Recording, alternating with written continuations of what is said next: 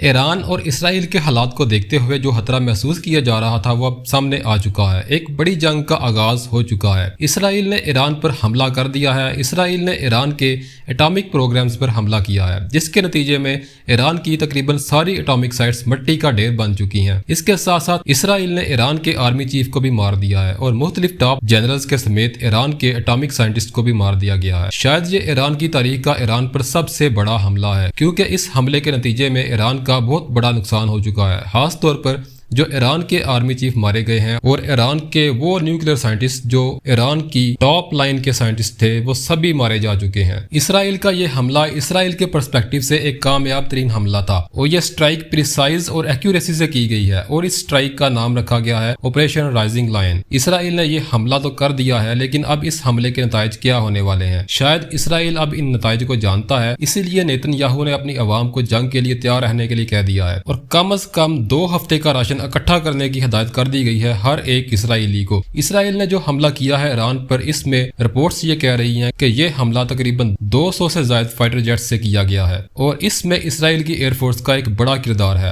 اسرائیل کی air force اس وقت 5th جن کے جنگی جہاز بھی استعمال کرتی ہے، جن میں ٹاپ کے امریکن میڈ F-35 جنگی جہاز بھی شامل ہیں، جبکہ اس کے مقابلے میں ایران کی ایئر فورس بہت کمزور ہے۔ ایران کے پاس بہت ہی پرانے 80s اور 90s کے جنگی جہاز ہیں، جنہیں اب تک بار بار مرمت کر کے اپنے ایئر فورس میں انہوں نے مینٹین کر کے رکھا ہوا ہے۔ اس کے علاوہ ایران کے پاس شاید 2 اسکواڈرنز Su-30 رشین میڈ ہیں، جو کہ تقریباً پاکستان کے JF-17 کے بلاک 2 کے برابر ہیں، لیکن یہ فضائی طاقت ایران کے لیے اسرائیل کے مقابلے میں بہت ہی کم ہے۔ اس لیے اب ایران کے لیے ایک ہی آپشن موجود ہے اور وہ یہ ہے کہ وہ اسرائیل پر میزائل سے سٹرائک کرے۔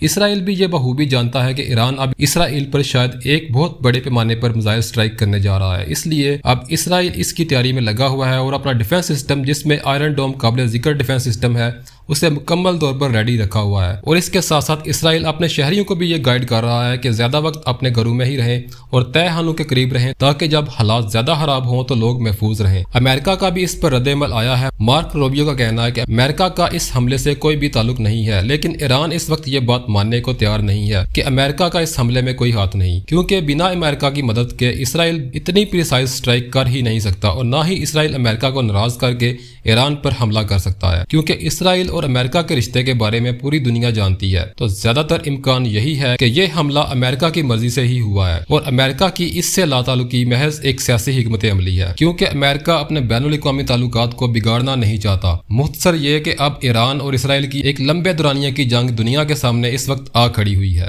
اگر ویڈیو اچھی اور انفارمیٹیو لگی ہو تو اسے لائک کریں اور ہمارے YouTube چینل کلیریفائڈ فیکٹس کو سبسکرائب کریں۔ ملتے ہیں ایک اور نئی انفارمیٹیو ویڈیو کے ساتھ۔